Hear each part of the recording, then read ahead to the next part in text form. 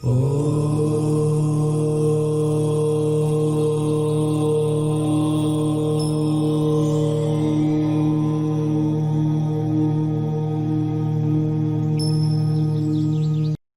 शांति।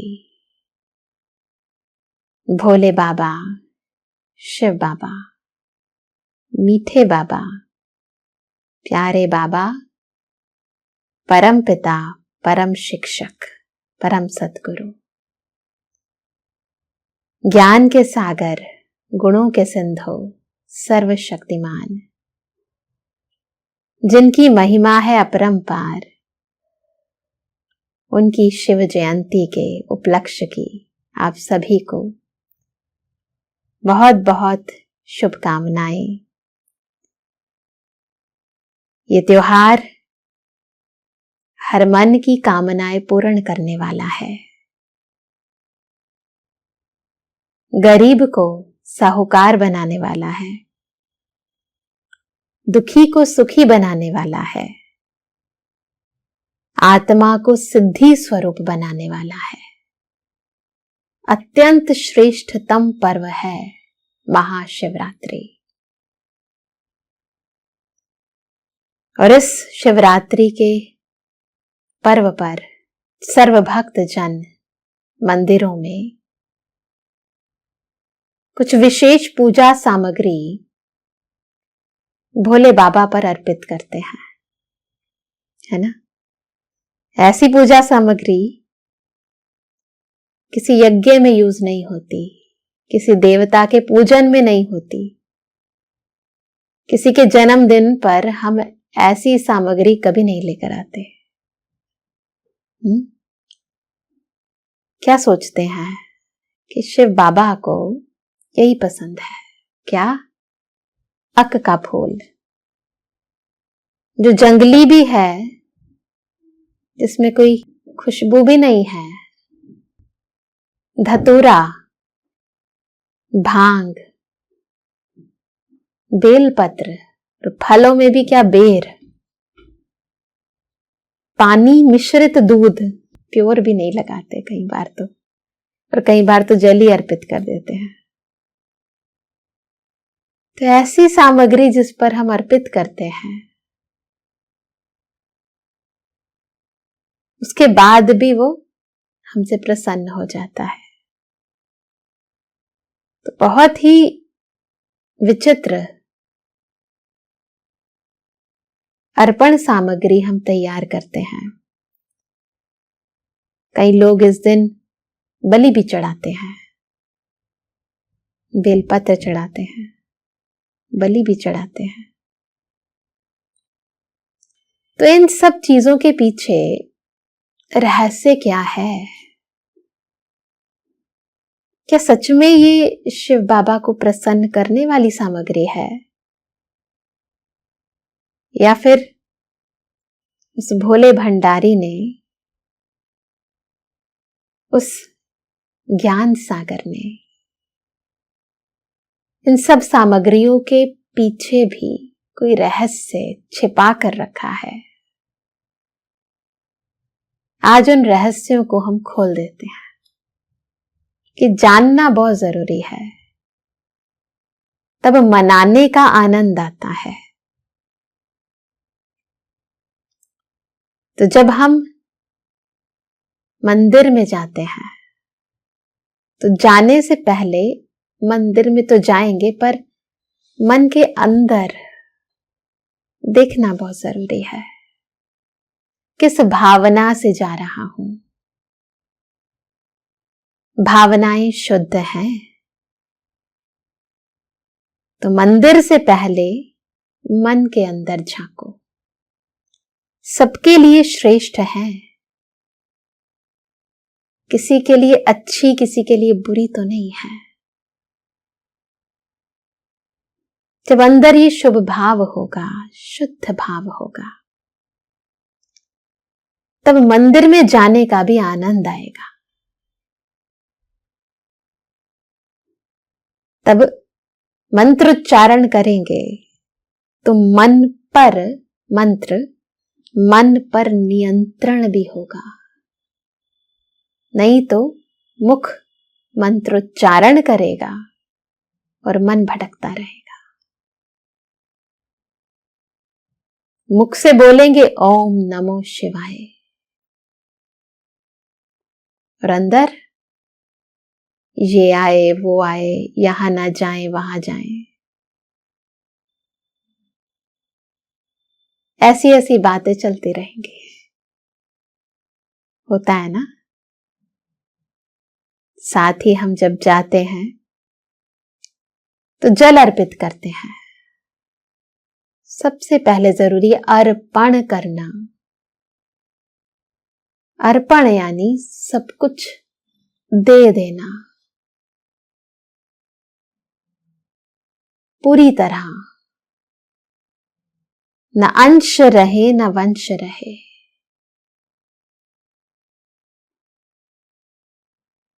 तो अंतर का शुद्धिकरण करना,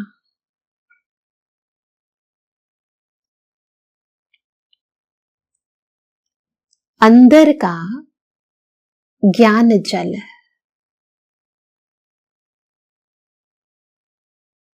अर्पित कर देना, शुद्ध भावनाएं अर्पित कर देना।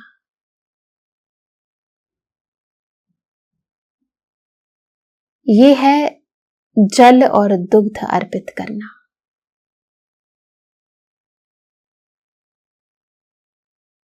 लोग बलि चढ़ाते हैं। बलि क्या, हम बेलपत्र चढ़ाते हैं। क्या चढ़ाना है, कौन सा बलिदान देना है? वो बकरे की बलि चढ़ाते हैं, हम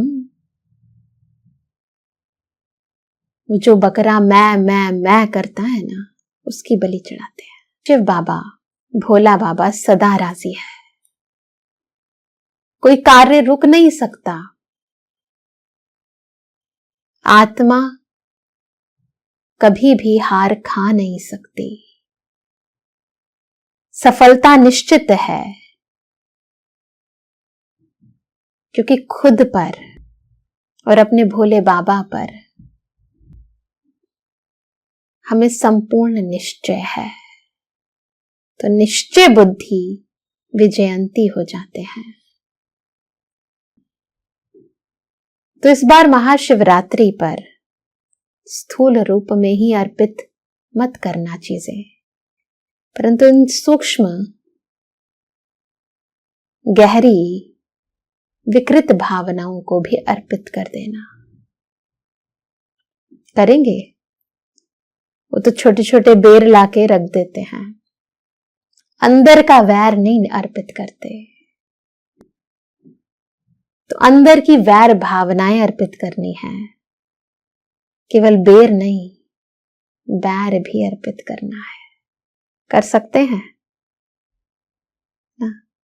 ये शिव बाबा को, भोले बाबा को प्रिय है, क्योंकि वो जानते हैं कि ऐसा करने से ही सब बच्चों का कल्याण हो सकता है। तो इस बारी महाशिवरात्रि पर हम नए ढंग से, नई रीति, नई सामग्री, नई रस्मों के साथ शिव भोले बाबा का जन्मोत्सव मनाएंगे। एक बहुत ही सुंदर कहानी शिवरात्रि से संबंधित हम बचपन से सुनते आए कि एक बार एक शिकारी जंगल में जा रहा था,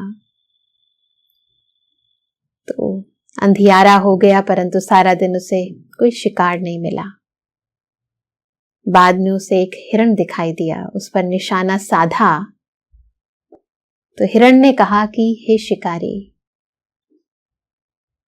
मुझे मारोगे तो मेरे परिवारजन वाले बड़े दुखी होंगे। मैं एक बार उन सब से इजाजत लेकर आना चाहता हूं,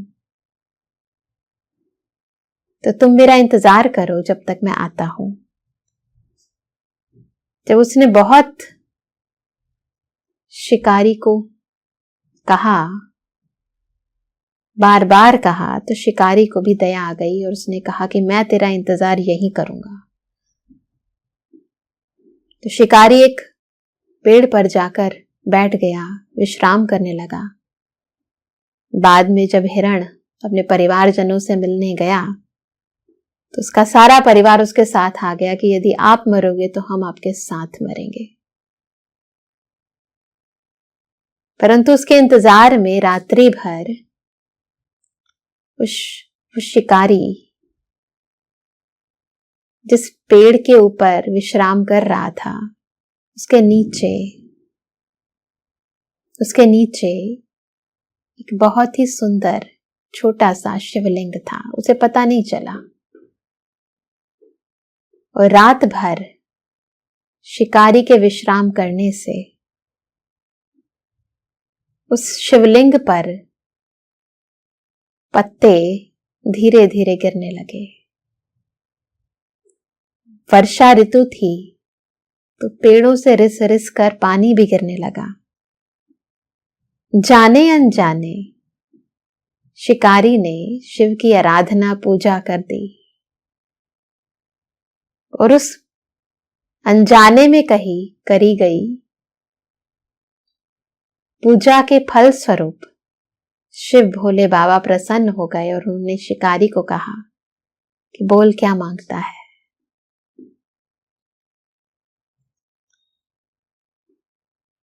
तो शिकारी की मनवांछित इच्छाएं शिव भोले बाबा ने पूरी कर दी। बाद में जब शिकारी ने उस हिरण के झुंड को देखा तो हिरण का भी धन्यवाद किया और उसे छोड़ दिया, क्योंकि शिकारी का जीवन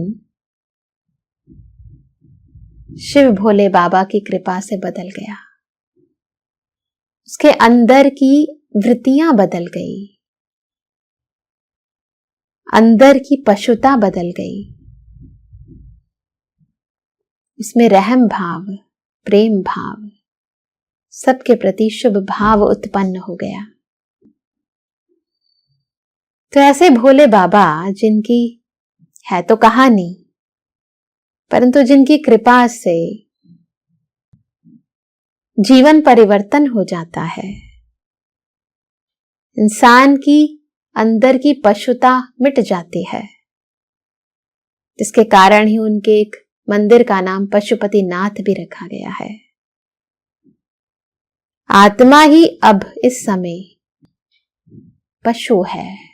पशु अर्थात जो बंधी हुई है, विकारों के माया जाल में बंधी हुई है। तो जब पतियों का पति, पिताओं का पिता इस सृष्टि पर आते हैं तो आत्मा की उस पशुता को खत्म कर देते हैं। आत्मा को जंगल के कांटे से फूल बना देते हैं, इसीलिए उनके एक मंदिर का नाम बबुलनाथ भी है। तो शिव बाबा, जिन्हें भक्ति मार्ग में खिवैया भी कहते हैं, गाइड भी कहते हैं ना, नैया मेरी पार लगाओ हे खिवैया, जो आत्मा को विषय सागर से क्षीर सागर की ओर ले जाते हैं। अद्भुत, श्रेष्ठ, सर्वोच्च ज्ञान देकर उसे सृष्टि रंगमंच पर श्रेष्ठ कर्म करने का रास्ता बताते हैं। शिवरात्रि के बारे में कहा जाता है कि इस दिन परमात्मा शिव ने हलाहल पान किया था, यानी समुद्र मंथन के दौरान जो विष निकला उसे परमात्मा शिव ने धारण किया। वास्तविकता में वो परमपिता परमात्मा शिव जो निराकार है, उनका कंठ नीला होना तो संभव नहीं है, परंतु हां, जो विषय विकार हम सच्चे दिल से परमात्मा को अर्पित करते हैं, जो अंदर के दुख दर्द, पश्चाताप, अंदर की द्वेष भावनाएं, दुखदायी वृत्तियां, अक धतूरा बेलपत्र के रूप में हम भोले बाबा को अर्पित करते हैं। वो परमात्मा उसको अपने भीतर धारण कर लेते हैं। ऐसा नहीं कि उसे धारण करने के बाद वो अशुद्ध हो जाते हैं। जैसे मैथमेटिक्स में होता है कि 0 को किसी से भी मल्टीप्लाई करो तो 0 हो जाता है। वैसे ही हम कितना भी अपने अंदर का माइनस, नकारात्मक भावनाएं, नेगेटिविटी उसको अर्पित करें, शिव भोले बाबा पर उसका असर नहीं होता। वो हमें फिर भी अपना मानते हैं, अपना बनाते हैं। अपना ज्ञान, अपने गुण, अपनी शक्तियां, अपना प्यार, अपना आनंद हम पर लुटाते हैं।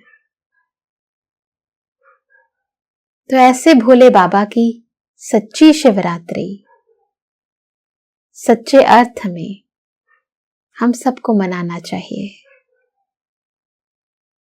जो हमसे दुख लेकर हमें सुख देते हैं, जो हमारे अंदर की निंदा स्वीकार करके हमें स्तुति योग्य बनाते हैं। तो चलिए कुछ पलों के लिए शिव भोले भंडारी को याद करें, उन पर अपने अंदर के अक धतूरे को चढ़ा दें और खुद पावन हो जाएं। बैठते हैं उस पवित्रता के सूर्य के सानिध्य में। महसूस करें स्वयं को भ्रुकुटी के मध्य अपने सत्य स्वरूप में।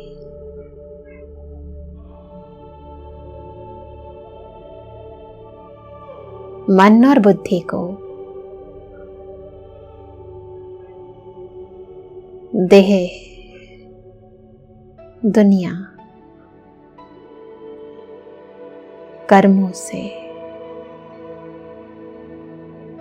पूर्ण रीति निवृत्त करें। एकाग्र हो जाएं। देखें खुद को, मैं परम ज्योत,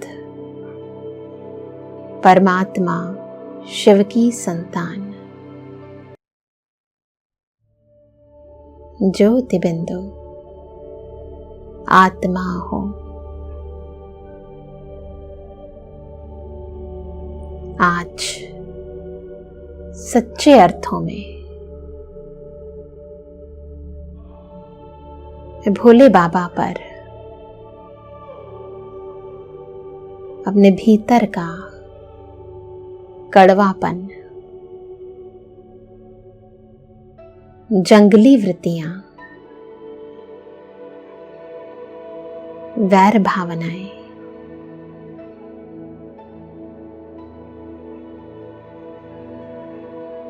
अंदर का विष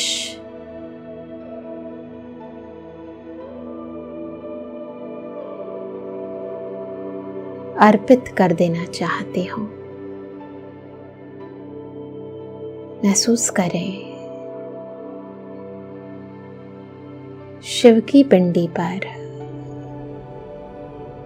स्थूल सामग्री के साथ साथ मैं आत्मा परम ज्योति को आंतरिक सब विषय विकार अर्पित कर रही हूं। अंदर का मैंपन, मेरापन सब तेरा कर रही हूं। ओ मेरे भोले बाबा, ये सब आप ले लो। ये आंतरिक दरिद्रता स्वीकार कर मुझे अपने अंतर का ज्ञान, अंदर का प्रेम, अंदर का सुख दे दो। महसूस करे जैसे वर्षा ऋतु में धरती तृप्त हो जाती है, सुगंधित हो जाती है। बिल्कुल ऐसे शिव ज्योति से सुखों की वर्षा, शांति की वर्षा, प्रेम की वर्षा मुझ पर हो रही है। वरदाता मुझसे प्रसन्न होके मुझे वरदान दे रहे हैं। सदा विजयी भव,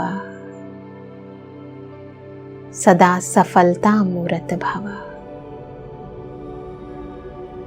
सर्व प्राप्ति संपन्न भव, सर्व शक्ति संपन्न भव। स्वीकार करते जाएं इन दिव्य वरदानों को, भीतर समाते जाएं इन दिव्य शक्तियों को, और बारंबार उस शिव भोले भंडारी का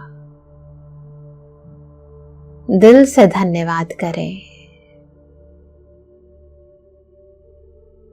शुक्रिया बाबा,